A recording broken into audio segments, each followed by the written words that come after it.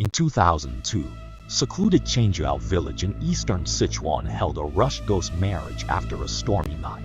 Her family demanded the coffin be opened for a final look. When the lid was pried off before the crowd, every onlooker screamed in horror. In the new red bridal gown lay not the bride, but instead a strange, white-haired old man, axe scarred at the back of his head. Stranger still, the soil and rock around the grave pit showed no digging or damage. Lunar July 15, Zhongyuan Festival. 19-year-old Chen Shumei was found dead in her own marital bed, still wearing a brand new red wedding dress. Her face was calm, even with a strange hint of a smile, yet her body showed no wounds or signs of a struggle. Her new husband, Chenjiaao, the only son of the village head old Chen, disappeared in the early hours of that day and was never heard from again. By ancient belief, women dying unmarried are restless and must take a ghost marriage to sleep, or they'll curse kin and neighbors.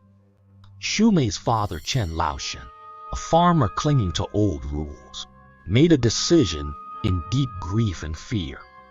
He had to go between settle a match with a family 100 miles away, also grieving an early dead son, and before the seventh-day rites, buried his daughter with a young man dead 3 years, completing the ghost marriage ceremony in time. The rite happened on a rain-soaked night. Rain fell freakishly hard. The river surged, as if the sky's floodgates broke wide open. Only a few terrified kin finished the rites and buried Shumei's coffin on the back mountain's southeast-facing hillside. The downpour erased all traces, easing everyone's needs. But trouble struck without warning, before anyone noticed.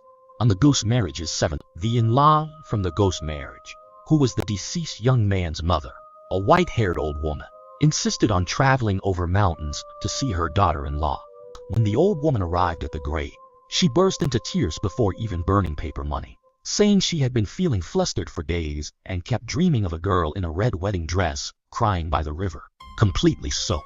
She demanded opening the coffin so I could see the child, or she'd die unable to close her eyes. This was an extremely taboo matter in the local community, but the old woman threatened to kill herself. Plus notes about Shumei's odd death, Chenjiao's disappearance had spread widely. Village elders and investigating township police, in a heavy, eerie mood, reluctantly agreed to it at last anyway. When the coffin opened, people packed the back hill as the coffin lid, under the force of a crowbar, made a teeth-grinding creak and was finally pried open a crack. An indescribable cold air mixed with an earthy and faintly strange smell spread out. Old Chen Laoshan, first to step in, took one look and at once crumpled to the ground, boneless. A strange gurgling sound came from his throat, and he couldn't utter a single word. The crowd surged forward, and screams immediately erupted. Inside the coffin, Shumei's body had vanished. In its place was the body of a man wearing a tattered Zhongshan suit. He looked to be in his 60s or 70s, with snow-white hair and a beard. The most horrifying part was the state of his death. The body was lying face down, with several clear, bone-deep chopping wounds on the back of the head and back. The marks were messy yet forceful, clearly caused by a weapon like an axe.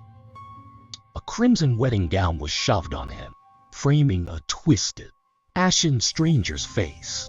All terrifying and absurd together, police sealed off the scene at once. Inspectors found grave soil and coffin intact, with no recent pry marks. How could a living person, or even a dead one, be swapped? What was the motive? And where was the real Chen Shumei? Every clue was washed away by downpour, as if it never existed. The case stalled. The bizarre corpse swap case went unsolved, leaving Chenjiaao under fearful doubt. People began at last recalling overlooked details from before. Before Shumei's burial, a blind fortune teller passed through village. Hearing only fragments, he kept shaking his head, muttering the couple was mismatched, debts unpaid.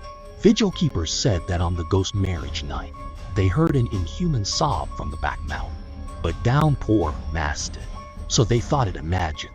The real turning point came 3 months later. One dusk, with a storm approaching, A woodcutter from the village was gathering herbs deep in the mountains.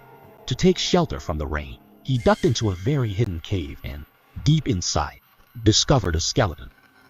The fragments of clothing remaining on the skeleton matched the style of underwear Shumei was wearing when she disappeared. Forensics confirmed it was Chen Shumei, and the cause of death was completely different from the initial assessment. His skull had a fine horizontal fracture, caused by a heavy blow.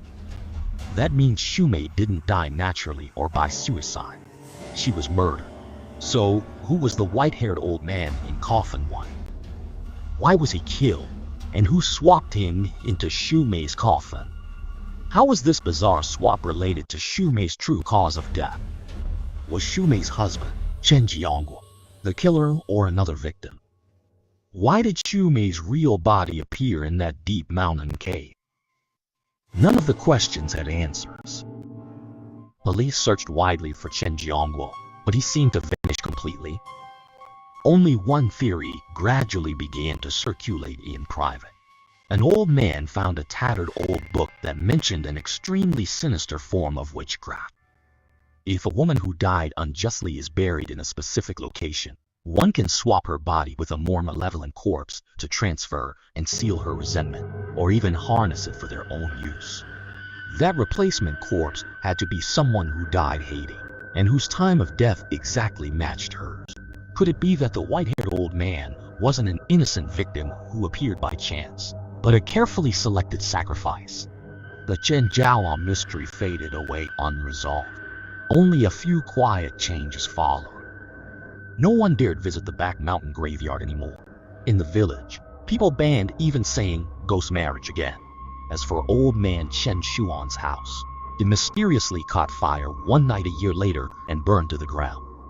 Someone swore that just before the fire started, they saw a blurry figure in a red wedding dress flash past the door of the old Chen family house.